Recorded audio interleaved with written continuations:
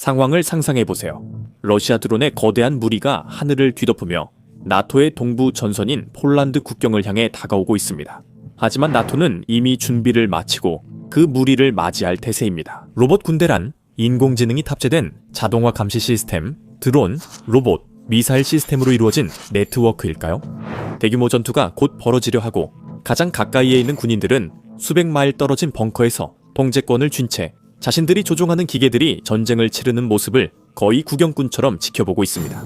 불과 몇 년 전만 해도 이런 상황은 철저히 공상과학소설의 영역에 속했지만 이제는 빠르게 현실이 되고 있습니다. 나토 고위 관계자들에 따르면 동맹국들은 러시아와의 국경을 따라 방어력을 강화하기 위해 움직이고 있습니다.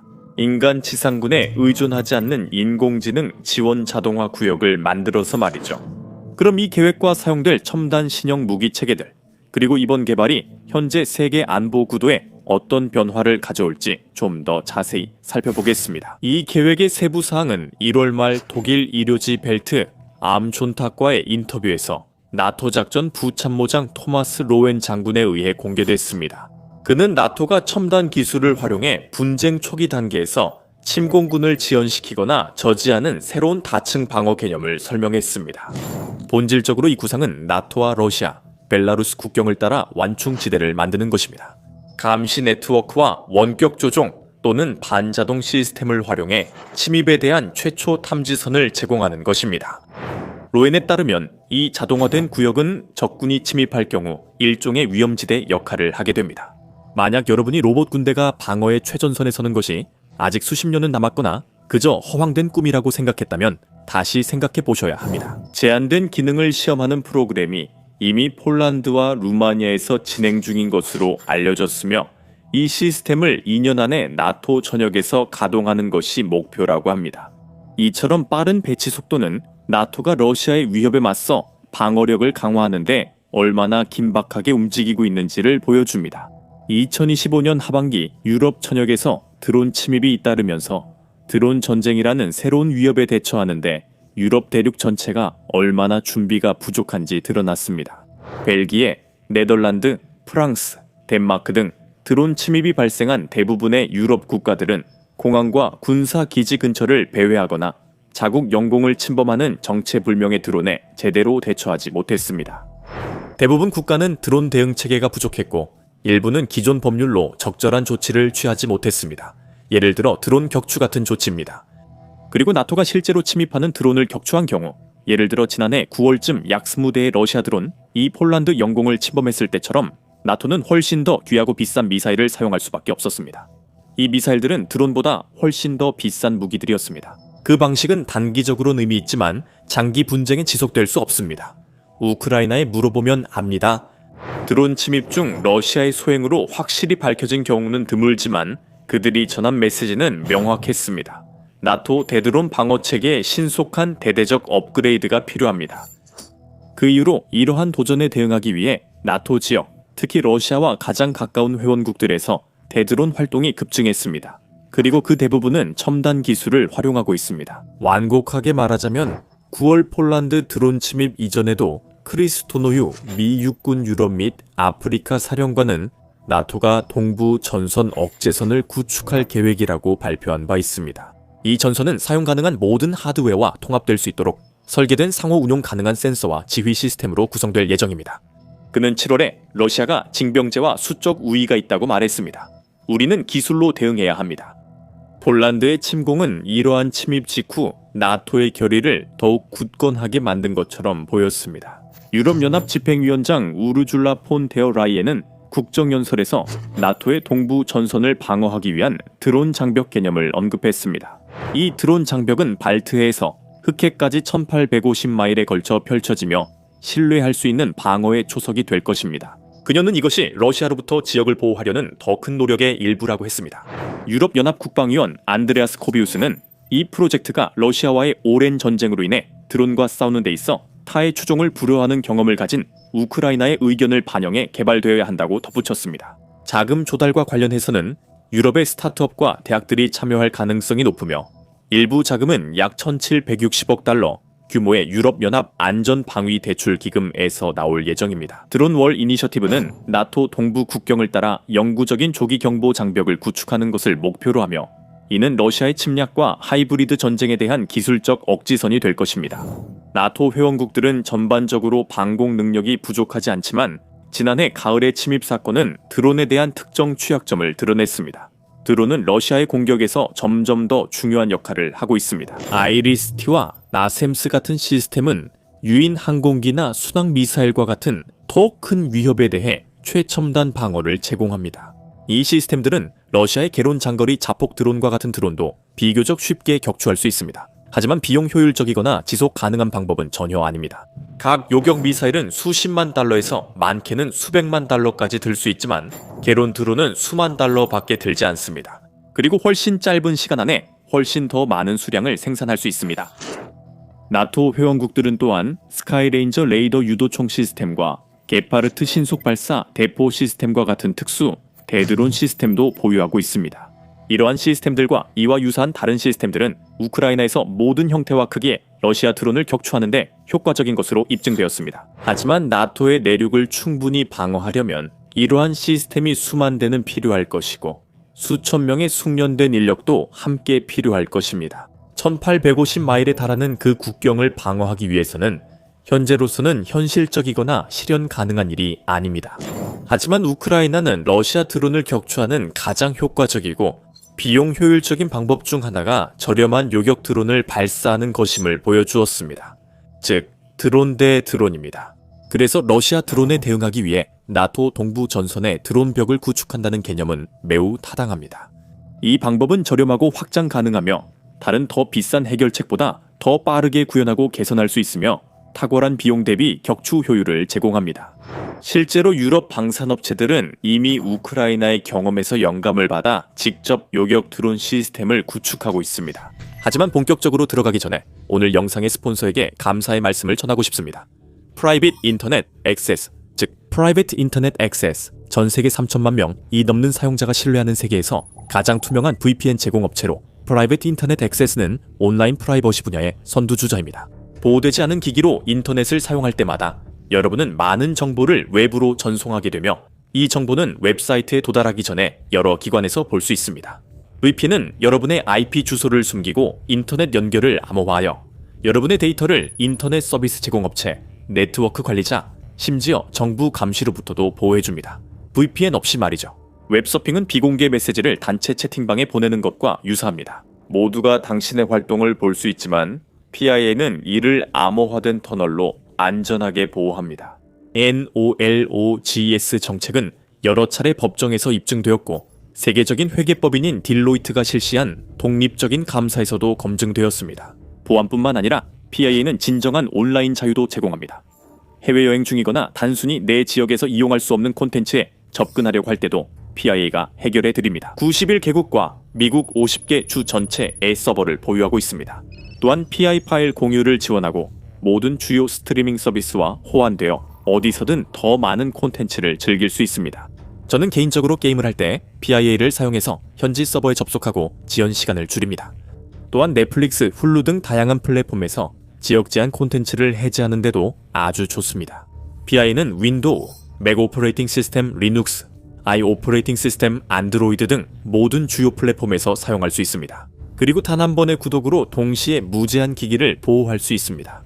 여러분의 모든 디지털 라이프를 안전하게 지키기에 완벽하죠. 시청자분들을 위한 특별 혜택이 준비되어 있습니다. 피앗 VPN으로 이동하세요. 내 밀리터리 쇼 설명란에도 링크가 있습니다. 프라이빗 인터넷 액세스를 83% 할인된 가격에 이용할 수 있으며 한 달에 단 $2.3센트로 내려갑니다. 게다가 추가로 4개월을 완전히 무료로 받으실 수 있습니다. 아직 고민 중이시라면 30일 환불 보장도 제공하고 있으며 24시간 연중 무휴 고객 지원도 항상 준비되어 있습니다. 그러니 지금 바로 프라이빗 인터넷 액세스를 이용해보세요. 여러분의 프라이버시는 그만한 가치가 있고 피아와 함께라면 안심하실 수 있습니다. 9월에 영국은 우크라이나와의 합작 프로젝트인 옥토퍼스 프로젝트를 발표했습니다. 이 프로젝트는 우크라이나에서 사용하기 위해 영국에서 우크라이나가 설계한 요격 드론을 생산하는 것입니다. 한 달 후 독일 스타트업 타이탄 테크놀로지는 독일 국방조달청과 핵심 인프라를 보호하기 위한 시스템 개발 계약을 체결했습니다. 이 시스템은 인공지능이 탑재된 요격 드론을 포함하고 있으며 이 드론은 자율적으로 표적을 탐지할 수 있고 기존의 방공 시스템보다 훨씬 저렴한 비용이 드는 것으로 알려졌습니다. 하지만 요격 드론이 드론 장벽과 새롭게 발표된 자율구역에서 중요한 역할을 할 것은 분명하지만 이 두 가지 모두 단순히 그것만으로 이루어지는 것은 아닙니다. 군사 전문가들에 따르면 드론 장벽은 다양한 센서와 감시 장비를 연결하여 드론 위협을 탐지하고 대응할 수 있는 통합 시스템이 될 것이라고 합니다. 그리고 새롭게 발표된 자율구역에 대해서도 비슷한 이야기가 나옵니다. 하지만 이 구상은 드론만 막는데 그치지 않습니다. 이것은 나토가 첨단 기술을 활용해 침공 세력이 어떤 형태로 오든 분쟁 초기 단계에서 그들을 늦추거나 저지하는 다층 방어 개념입니다. 로벤에 따르면 이 통합 시스템에는 감시 네트워크와 원격 조종 또는 반자동화 시스템이 포함되어 침입에 대한 최초 탐지선을 제공할 것이라고 합니다. 자동화된 AI 기반 시스템은 센서를 이용해 적의 위치를 탐지한 뒤 요격 드론, 반자율 전투 차량, 지상 로봇, 자동화된 방공 및 미사일 방어 시스템 등 방어 수단을 가동할 것입니다. 정보 수집은 고정식과 이동식 플랫폼의 조합에 의존하게 되며 여기에는 레이더, 음향 및 광학 센서가 포함되고 위성, 드론, 정찰기에서 수집된 데이터가 지원할 것입니다. 로인에 따르면 지상, 우주, 사이버 공간, 그리고 공중에 위치한 센서들은 수천 마일에 달하는 넓은 지역을 감시하게 될 것입니다. 이 센서들은 러시아군의 이동이나 무기 배치를 탐지하고 모든 나토 회원국에 실시간으로 정보를 제공할 것입니다. 그리고 목표물이 포착되면 시스템은 곧바로 그것들을 격추하기 시작할 것입니다. 이 대부분의 과정은 인공지능에 의해 자동으로 이루어지거나 수백 마일 떨어진 지휘센터에서 원격으로 통제될 것입니다. 로에는 이 인공지능 기반 시스템이 나토의 기존 방어 체계를 대체하려는 것이 아니라 현재의 무기 시스템과 전방 배치된 병력을 강화하기 위한 것이라고 강조했습니다. 게다가 모든 치명적인 무기 사용과 관련된 행동은 항상 인간의 책임하에 이루어질 것이라고 그 장군은 말했습니다. 이것은 이 계획의 디스토피아적 측면을 없애는 것으로 충분한 이유가 있습니다. 1970년 영화 콜로서스, 더 포비든 프로젝트에서부터 최근에 블랙미러 시리즈에 이르기까지 다양한 공상과학 이야기는 완전히 자율적인 치명적 무기 시스템 또는 법의 위험성에 대해 경고해왔습니다. 간단히 말해 이런 종류의 인공지능이 스스로 생각하기 시작할 가능성 때문에 전국을 최고 경영자 에릭 슈미트가 최근에 행동에 나선 것입니다. 최선의 해결책은 전원을 끄는 것이라고 제안할 수 있지만 앞서 언급한 영화와 시리즈가 경고했듯이 스스로 당신을 죽일지 결정할 수 있는 인공지능 시스템의 전원을 끄는 것은 말처럼 쉽지 않을 것입니다. 그래서 나토가 제안한 자동화 방어 시스템에 대해 인간의 통제권을 유지하려는 것은 다행스러운 일입니다. 그리고 슈미트에 대해 말하자면 인공지능의 잠재적 위험성에 대한 그의 우려에도 불구하고 그의 회사인 스위프트비트 LLC와 그 자회사는 화이트 스토크는 드론월과 자율구역 모두의 핵심 부품이 될 가능성이 높은 메롭스 시스템을 생산합니다. 2025년 중반부터 이 비밀스러운 시스템이 우크라이나에서 큰 효과를 보이며 테스트되고 있다는 보고가 나오기 시작했습니다. 그리고 11월에는 폴란드와 루마니아 모두가 드론월의 한 요소로 미국산 시스템을 배치하기 시작했다는 사실이 밝혀졌습니다. 덴마크도 이 시스템을 도입할 예정입니다. 목표는 러시아와의 국경을 무장시켜 모스크바가 결코 넘볼 수 없도록 만드는 것입니다. 한 나토 관계자는 북쪽의 노르웨이에서 남쪽의 터키까지라고 전했습니다. 나토 연합 지상군 사령부 작전 참모차장 마크 맥넬렌 대령에 따르면 이 시스템은 매우 정확한 탐지를 가능하게 해준다고 합니다. 이 시스템은 드론을 저렴하게 격추할 수 있습니다. F-35로 미사일을 사용하는 것보다 비용이 훨씬 적게 듭니다. 로엔 장군도 이에 동의하며 이 시스템이 지휘관들에게 위협을 평가하고 발포 여부를 결정할 시간을 준다고 말했습니다. 그리고 메롭스는 공항과 같은 주요 인프라뿐만 아니라 전투 지역의 군부대도 방어할 만큼 충분히 다재다능합니다. 그렇다면 메롭스 시스템이란 무엇이며 왜 나토 동부 전선 방어에서 그렇게 중요한 역할을 하는 걸까요? 간단히 말해서 이것은 해당 회사의 맞춤형 서베이어 요격 드론을 기반으로 설계된 첨단 안티 드론 복합체입니다. 각 메롭스 유닛에는 지휘소, 발사 플랫폼, 그리고 여러 대의 서베이어 드론이 포함되어 있습니다. 이 요격 드론들은 자율적으로 작동할 수도 있고 원격 조종될 수도 있습니다. 그리고 이 드론들은 소형 드론을 탐지하고 분류하기 위해 레이더, 전기광학 적외선 카메라, 그리고 AI 알고리즘이 탑재되어 있습니다. 목표를 식별하고 고정한 후 이 드론들은 공중에서 고속으로 돌진해 충돌함으로써 목표를 격추시킵니다. 전체 시스템은 중형 픽업 트럭 뒷좌석에 들어갈 만큼 컴팩트합니다. 그리고 위성이나 전자통신이 방해를 받아도 AI 기반 내비게이션을 통해 드론을 탐지하고 요격할 수 있습니다. 폴란드에서 실시된 훈련에서 메롭스는 일반 픽업 트럭에서도 발사될 수 있음이 입증되어 신속한 사격 및 회수 작전에 매우 적합함을 보여주었습니다.